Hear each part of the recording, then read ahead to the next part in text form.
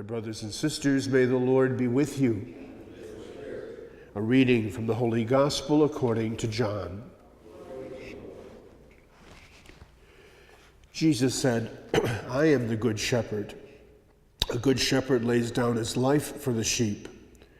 A hired man who is not a shepherd and whose sheep are not his own sees a wolf coming and leaves the sheep and runs away, and the wolf catches and scatters them. This is because he works for pay and has no concern for the sheep. I am the good shepherd, and I know mine, and mine know me, just as the Father knows me, and I know the Father, and I will lay down my life for the sheep.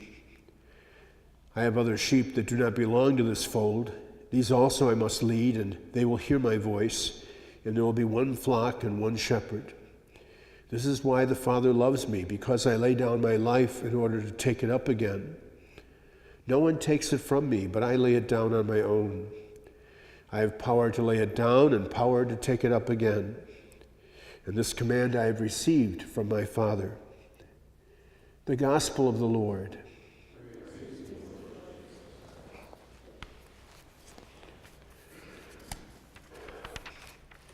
As you recall, when the early church was formed initially, its membership was made up of people who had been Jews, that the apostles were Jewish, and this first group of followers and listeners were Jewish. And it was with a little bit of time that it all of a sudden began to become a realization that this was not something exclusively for Judaism. It was for the entire world that salvation was being offered. And so we begin to see today in the Acts of the Apostles the unfolding of this change, a change which initially for that first group of Christians was very difficult to accept or understand.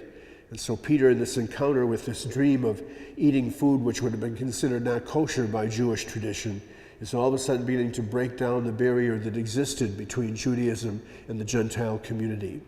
And it will continue as we look at the Acts of the Apostles and only come to final fruition in the first ecumenical council of the Church Council of Jerusalem, where ultimately under Peter and James's care, it was determined that Gentiles could also become Christians, and they did not need to follow the rituals and the traditions of Judaism in order to do so. Therefore, circumcision is sort of the symbolic and very concrete sign of unique relationship with Judaism was no longer required.